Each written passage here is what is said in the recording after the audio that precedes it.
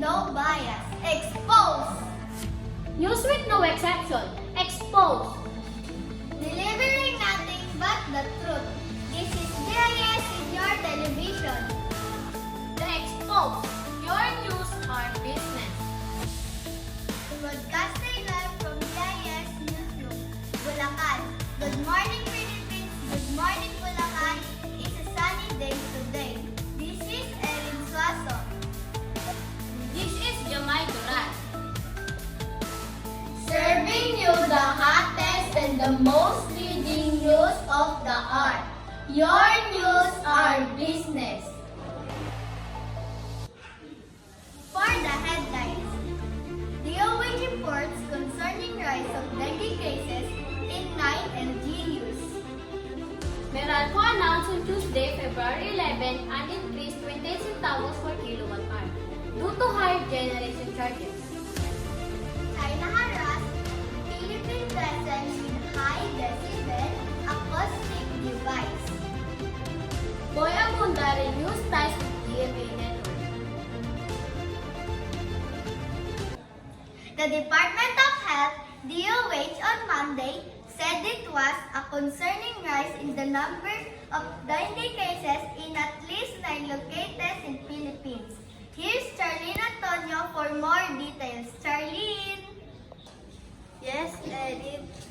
The rising dengue cases was noted in 9 local government units LGUs spread out across National Capital Region, Calabar Zone, and Central Luzon.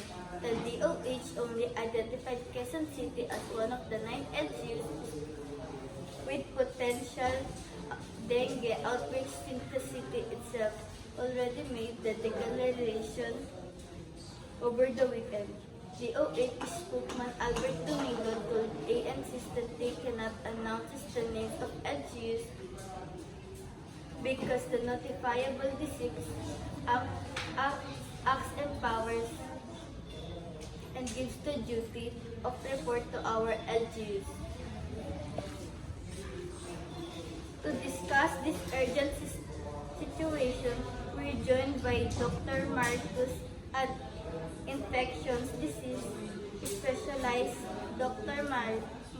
Marcus. Thank you for joining us. Can you tell us more about this dengue outbreak?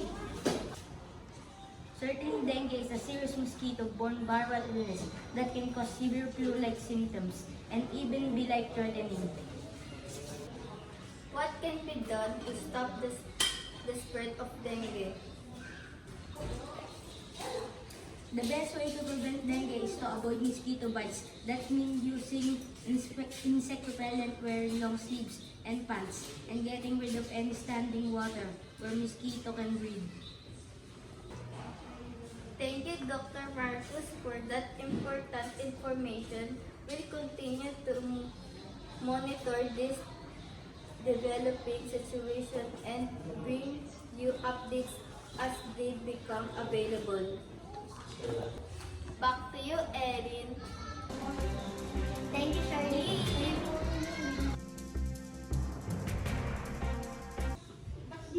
Electricity bills are on the rise again in the Philippines, leaving many consumers frustrated and worried. The recent spikes have sparked concerns about the affordability and the overall state of the power grid. Here's Diane Gatran for more details. Diane! Yes, Jamay. The high electricity bills are due to several factors. The ongoing energy crisis, coupled with the increasing demand for power, has led to higher generation costs. Additionally, distribution loads and other systems in PNCs are also contributing to the problem. To make matters worse, many consumers are reporting sudden and unexplained surges in their electric bills even with minimal electricity usage. This has led to accusation of overcharging and poor billing practice by some power distribution companies. The government has acknowledged the problem and has promised to investigate the matter. However, many consumers are demanding immediate action and relief from these exorbitant charges. Some consumers have resorted to taking matters into their own hands.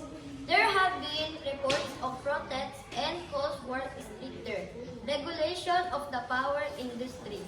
Lawmakers are also pushing for legislation to protect consumers from excessive electricity bills.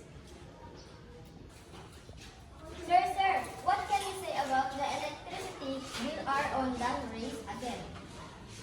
Right now, the rising cost of electricity directly affects our daily lives because of this many families are struggling to pay their electricity bills. The cause called the heavy the rising price of oil demand and infrastructure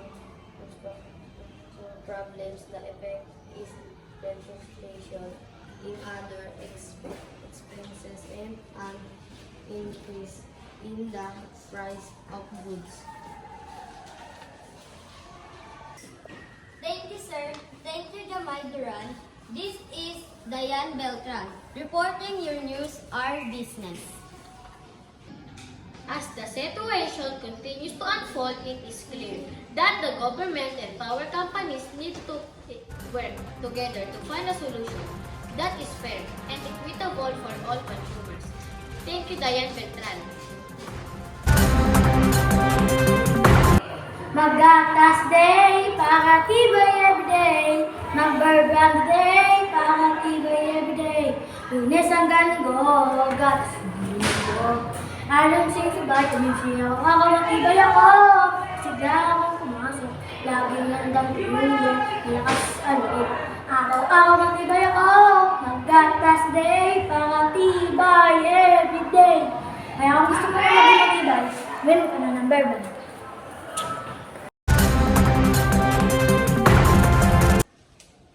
Now we're back. You're still watching BIS Newsroom. For the first time, China used a long-range acoustic device or LRAD to harass Philippine vessel in the West Philippine Sea. Here's Rich Malumpit for more details. Rich! Yes, Erin. The Philippine Coast Guard said late Saturday, China has typically used water cannons and dangerous maneuvers to intimidate Philippine vessels in the West Philippine Sea, but has used LRAD in the past. LRAD are specialized loudspeakers that can emit sounds at a high enough volume to cause damage to eardrum, as well as permanent hearing loss. They are commonly used by law enforcement agencies, including the Philippine National Police, for crowd control at protests. Here's Commodore J. Tariela, PCG spokesperson for the West Philippine Sea. China Coast Guard vessel with full number 3103 used LRAD to harass BRP Cabra and to deter its approach CCG 3103. Relieved CCG 3304 on Saturday afternoon to maintain China's illegal patrol in the area, saying to appeared to this escort by CCG 5901. Also known as the Chinese monster ship, PCG crew members described China's acoustic device as producing high decibel levels that can be painful and damaging to hearing. The PCG continued to uphold its mandate of safeguarding the nation's maritime jurisdiction while striving to avoid provocation and escalation. Tariela, meanwhile, BRP Cabra continued its efforts to prevent China Coast Guard vessel from approaching the coastline of Zambales. This is Rich Mangumpit reporting. Your news, our business. Thank you, Rich Makunti. Boy Abunda renews ties with GMA Network. Here's Chris Polejano for more details. Chris Paul. Yes, Jamai. Boy Abunda remains a Kapuso as he renewed his contract with GMA Network on Tuesday. During his contract signing, the King of Talk called Kapuso Network his home. Present at the contract signing were GMA Network President and Chief Executive Officer Gilberto Duagpit Jr. and GMA Network Senior Vice President for Entertainment Group Lilibet G. Razonabel. Boy Abunda returned to GMA Network back in December 2022 and quickly launched his daily 20-minute show Fast Talk with Boy Abunda in January 2023.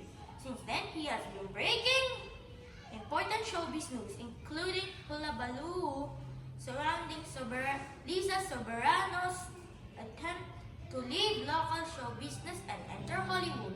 This is Chris Polejano, reporting your news, our business.